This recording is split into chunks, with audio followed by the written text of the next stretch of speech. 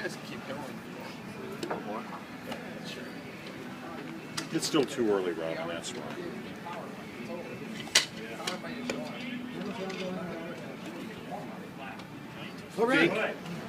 Jake gonna throw tomorrow? He is gonna throw tomorrow, but you know it's one of those. It's kind of how he feels, and you go from there. But you know, it's just one of those you probably don't expect until after the break. You know, it's getting better. It's one of those. It's not a thing that you can kind of see, and it's more what he feels like when he throws, and you know, it's getting better. It's definitely there, and I think it's you know, it's one of those injuries. It's not you know anything in his arm or anything like that. So you're just you know being careful when he's going out there that he's not going to have a relapse. If you guys make moves, he has value. He could have value if he's back and healthy and can show. You don't have any pressures like that to get him out there. You No, just have to be careful. no, you know, it's you know that stuff's kind of separate from what I'm doing. We're you know I'm making sure guys are healthy when they're going out there and trying to win games. That's it. And you know, again, even with the guys who are on the DL right now, you know, they can't go out and play. So that's just part of trying to get them healthy and get them back in our uniform so they can play and you get them in the right spots to be what you think is successful.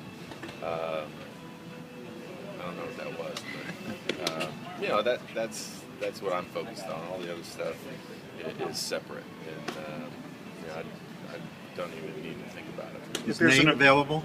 What's that? Nate Jones, you backed off it last night. Yeah. Is he available today? Yeah, yeah. It was. I think you know, even now with Jesse being out, you got to be careful because any situation you can kind of think of Nate being in it, and so you got to be careful not to sit there and use him every day because he's been that good. So you know, yesterday was just one of those days. He had 5 out of the last 6, and you know, you back off, and now he's back in there. If there is any situation where moves are made and you might bring up some young players in the minor leagues, what's your feeling on breaking guys in, you know, breaking rookies in? You were thrown in the fire yourself, but do you have to, you know, be careful in exposing guys when they first, you know, bring them up? You know, well, we had guys like that last year. So, you know, again, if for some reason a guy comes up, and you know, you would expect him to play.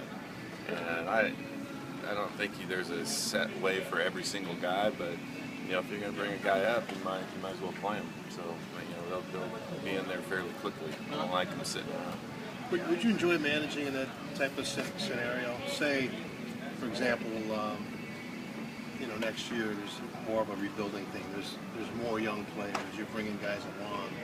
Maybe less emphasis on winning. I don't know. But would you like that? I don't know if there's ever less emphasis on winning, but you know, I get what you're saying. As far as having younger guys, more of a teaching thing. Yeah, I mean, again, it's part of the job.